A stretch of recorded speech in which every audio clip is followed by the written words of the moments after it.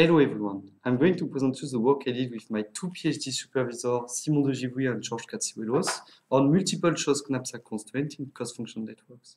So we are all from the Artificial Intelligence project ANITI in Toulouse, and we are also working at INRAE. So first I'm going to introduce you what the weighted constraint satisfaction problem is, and for that I will come back to the CSP problems that I think many of you already know. So we have a set of discrete domain variables, and we have a set of constraints, and we want to find an assignment that satisfy every constraint. So a closely related problem to CSP is max CSP. So in this case, we have two different sets of constraints. One are the hard constraints that we must satisfy, and the other are the soft constraints that can be violated, but of course our objective will be to violate the smallest number of soft constraints. So in max CSP, we still have this kind of binary violations of variable of a constraint. Either a constraint is satisfied or it isn't. And what we want to capture in weighted CSP is that there are different degrees of violations that can imply different cost penalties.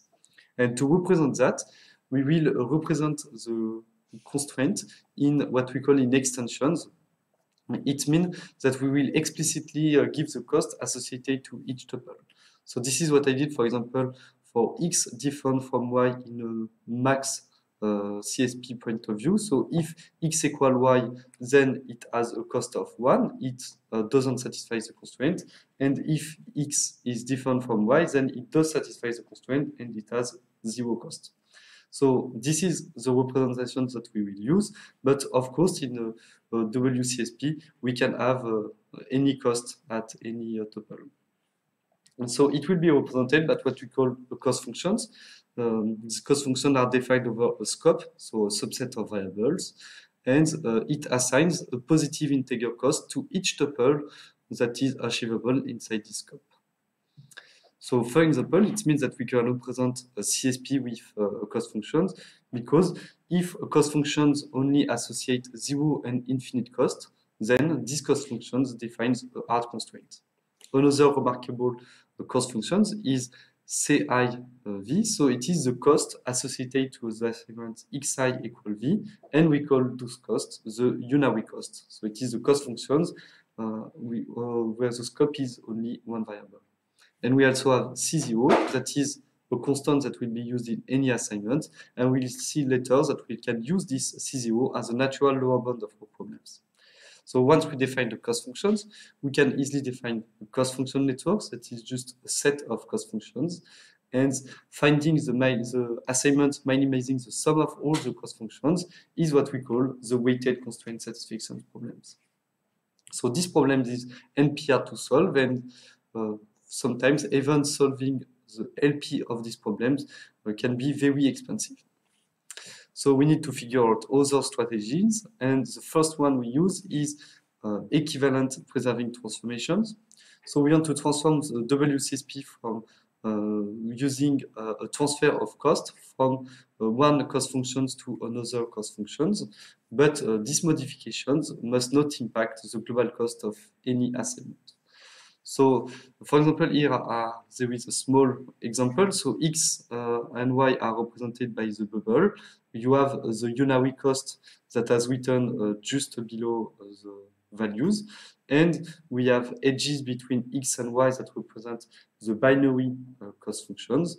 And if there is an edge, it means that there is some cost associated to this assignment. So as you can see, first we, for example, transfer the cost from x equal b to the binary cost function between x and y. So we decrease x equal b and it creates new edges. And then from the binary cost functions x and y to the unary cost functions y equal a, as you can see here. And now you can see that y equal a equal 1 and y equal b cost 1 as well. So it means that we can increase C0 by 1. So this is what we want to do. At each node of search tree, we want to find a sequence of APTs that can maximize C0. But if we consider only integer cost, this problem is NPR. So searchers looked at what we call soft local consistency algorithms. And behind this algorithm, we only consider a small subset of cost functions, and we look for inconsistencies and for a minimum cost assignment. And of course, if the minimum cost assignment inside this small subset of cost functions is not 0, then it means that we can find a way to increase C0 by using some APTs. So we have different bunch of local consistency algorithms, but what you need to know is that it is difficult to apply them to global constraints because global constraints depend on an arbitrary number of variables. So it means that we can't represent those constraints in extensions because there is too much tuple to represent. So as in CSP, we need to figure out a specialized algorithm that will take 2 steps. So the first step will be to consider the global constraint and the unary cost and to find the lower bound of this subproblem. And once we find the lower bound of these subproblems, we want to notify it by using some APTs. So this is the work we want to do for pseudo-Boolean constraints. Let's look like that. So X is a pseudo-Boolean variables, and we have W and C that are positive constant. Of course, if they are negative, there is always a way to come back to this form. And the question we want to answer is, we have a WCSP. Among its constraints, we have some pseudo-Boolean constraints, and we want to define specialized algorithms that perform the 2 steps above. So if we look at the global constraints, so the pseudo-Boolean constraint and the unary cost, we obtain these problems. We want to minimize the sum of the unary cost such that the pseudo-Boolean constraint is verified, and such that in 3 that the domain constraint over all the variables is verified.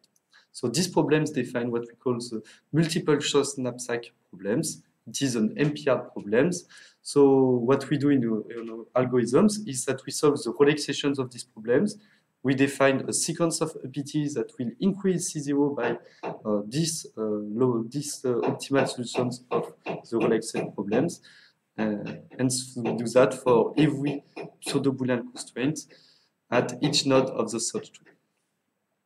So we implemented that in toolbar 2, the solver developed inside NRAE. And here are some of the experimental results. So we tried on the knapsack problems with conflict graph. So here we want to minimize a linear objective. So it is represented by the unary cost.